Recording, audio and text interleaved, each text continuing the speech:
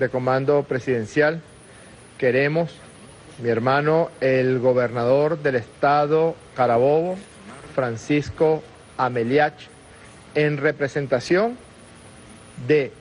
20 de los 23 gobernadores de Venezuela, repito, las fuerzas bolivarianas, las fuerzas del Gran Polo Patriótico, las fuerzas de la patria cuentan con 20 de los 23 gobernadores de Venezuela. Eso es el 87% del total de los gobernadores. Y en nombre también de los 275 alcaldes de la patria, alcaldes bolivarianos, alcaldes del bien, de la paz, de la concordia, de la coexistencia y la convivencia. Eso representa, para quienes no viven en nuestro país, 275 alcaldes de 335 que hay en total en Venezuela, representa el 82% del total de alcaldes. Queremos, de forma muy enérgica, repudiar una nota editorial del periódico imperial The Washington Post que alude, se inmiscuye, cosa ya usual por parte de la canalla mediática internacional, por parte de estos factores y estos sectores que se creen procónsules de nuestras naciones, de nuestra soberanía, de nuestro Estado de Derecho, de nuestros poderes públicos. Esa canalla ha publicado el día de hoy un editorial donde se inmiscuye, opina acerca de un juicio que se realizó reservando y preservando todos los extremos legales contemplados en la Constitución de la República Bolivariana de Venezuela y las leyes de la República.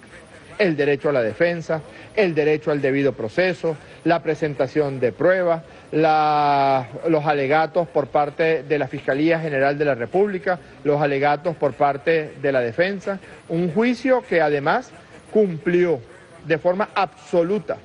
con todos los criterios establecidos en el Estado de Derecho y en las leyes y la Constitución de la República Bolivariana de Venezuela. Este periódico, The Washington Post, creyéndose quizás Tribunal Supremo de Justicia de Venezuela,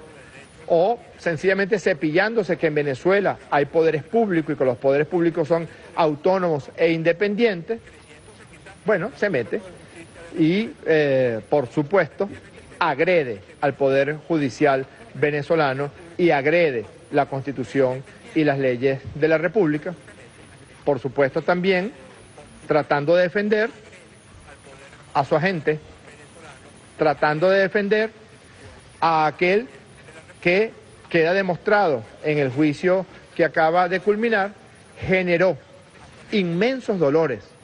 en familias venezolanas, inmensas angustias, desazón, cierre de calle, asesinato de personas, degollamiento. Debería dar gracias a Dios esta persona que acaba de ser condenado por los tribunales de la República, de que ese juicio transcurrió en Venezuela. Porque si los delitos por los que fue imputado y condenado, según lo establecen nuestras leyes y nuestra Constitución, si esos delitos, los delitos de terrorismo, los delitos de incendio, los delitos de agresión contra personas, los hubiera cometido en los Estados Unidos de Norteamérica, la pena por la que hubiera sido, con la que hubiera sido condenado sería la pena capital, sería la pena de muerte o varias cadenas perpetuas, como acostumbran a realizarse las sentencias en los Estados Unidos de Norteamérica. Si el señor Leopoldo López hubiera incendiado instituciones de la República, hubiera incendiado, estábamos escuchando el gobernador Ameliach y yo hace unos minutos, testimonios de transportistas, de conductores de transporte público, que señalaban que sus unidades fueron quemadas, con ellos adentro, con pasajeros adentro, que salvaron milagrosamente la vida, pero que perdieron las unidades de transporte que oportunamente, por cierto, el gobierno revolucionario de Nicolás Maduro ya les repuso. Como decía uno de esos transportistas, A nosotros nos repusieron las unidades de transporte. Pero ¿quién repone la vida de los 43 venezolanos y venezolanas que murieron por la acción criminal de estos individuos? Si el señor Leopoldo López hubiera generado una situación de violencia que provocara y promoviera la quema de instituciones educativas de niños entre 2 y 6 años en los Estados Unidos de Norteamérica, si el señor Leopoldo López hubiera generado situaciones para degollar motorizados y asesinar conductores de transporte público y asesinar funcionarios de la fuerza pública, miembros de la Fuerza Armada Nacional Bolivariana, de nuestra Guardia Nacional Bolivariana o de las policías locales y policías regionales en los Estados Unidos de Norteamérica, la pena por la que hubiera sido sentenciado hubiera sido la pena capital, la pena de muerte contemplada en la legislación y en el Código de Justicia de los Estados Unidos de Norteamérica, hubiera sido sentenciado a varias cadenas perpetuas. Afortunadamente, en Venezuela no existe la figura de la pena capital, ni existe la figura de las cadenas perpetuas. Lo digo afortunadamente porque en nada han servido para disminuir crímenes atroces contra las personas. Si ese señor López hubiera cometido esos crímenes en los Estados Unidos de Norteamérica, la pena por la que hubiera sido sentenciada hubiera sido la pena de muerte. O hubiera sido sentenciado a varias cadenas perpetuas. ¿Qué hubiera dicho en ese caso The Washington Post? ¿Qué hubiera dicho The Washington Post si en lugar de quemar la Fiscalía General de la República hubiera decidido el señor López quemar el Congreso de los Estados Unidos de Norteamérica?